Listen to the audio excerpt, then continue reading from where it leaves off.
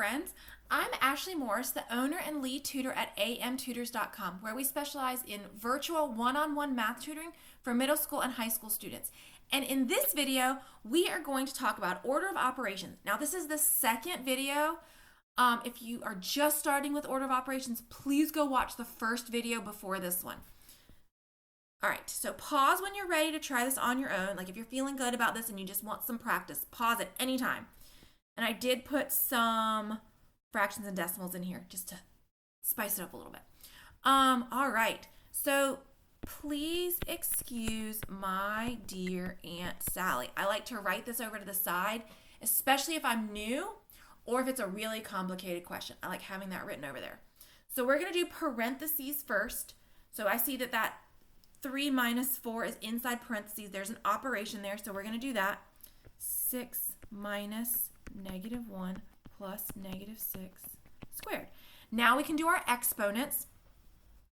Now be careful with -6 squared plus -6 squared, like if there's parentheses or no parentheses. This is in the parentheses, so it's -6 times -6, so it's going to be a positive. If that was outside the parentheses, it would not be positive 6, it would not be positive 36, it would be a -36. That's what I get when I write and talk at the same time.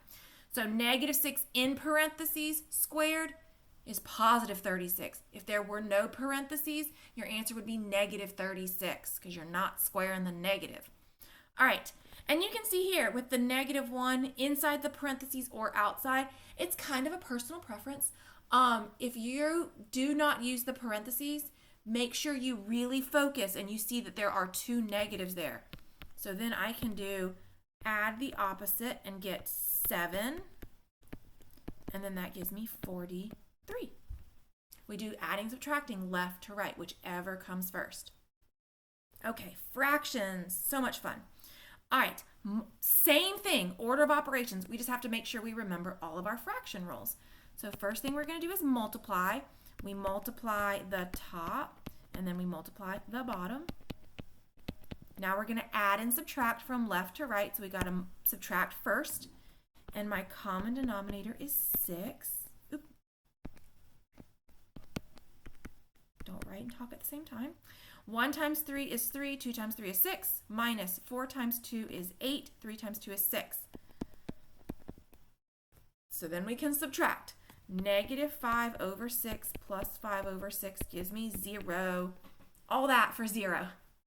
Sometimes like, really, when that happens? Alrighty, next. Parentheses first. 3 plus 2 is 5.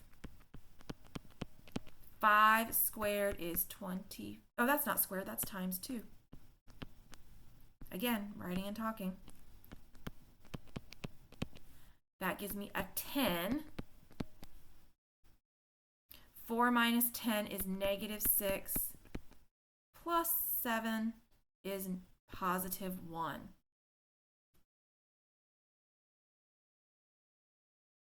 Okay, so on this one, to save some time, I already did my math because I don't want this video to get too long. So I already worked everything out right here for us.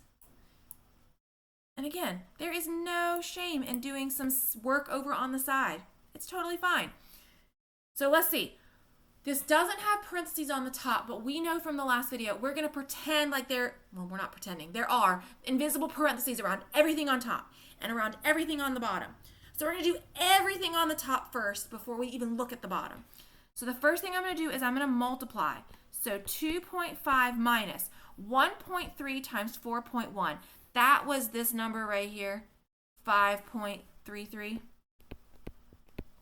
And then when I subtracted those, that gave me -2.83. I did 5.33 minus 2.5, and then since the 5 is bigger than the 2, like the absolute value of the 5 is bigger, that gave me a negative number. And you can rewrite it as plus a negative if you want. There's a whole bunch of different ways to look at that. And then on the bottom, I got 3.1 times 3.1, which was 9.61. It is inside the parentheses, so a negative times a negative is a positive. Almost done. We cannot leave decimals inside of our fraction. And that's what this is, right? That's like a really big fraction bar. Cannot leave negatives, or sorry, we can't leave decimals in there. Negatives are fine. So you could come over to the side and do long division. I don't want to do that if I don't have to. I am going to multiply the top and bottom by 100, and that will give me 2.8. The 2.83 becomes 283, and the bottom becomes 961. Still a negative. And then from here, I would look at all my division rules. Is it divisible by 2? No. So don't even worry about 4, 6, or 8. Is it divisible by 3? Add up the digits. Do they both add up to something divisible by 3? No, not divisible by 3. Can I divide by 5? No.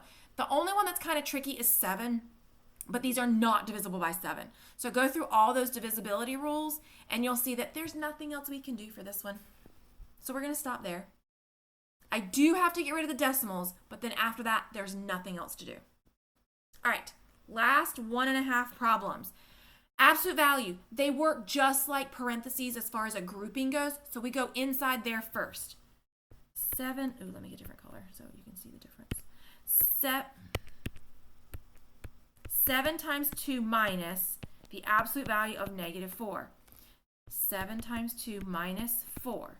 Absolute value of -4 is +4. So we just bring down the negative sign, the minus, and then the 4. Multiply. And then subtract. And the last thing I want to talk about, this 1/2 in parentheses, the whole thing squared. This is the same thing as saying 1/2 times 1/2.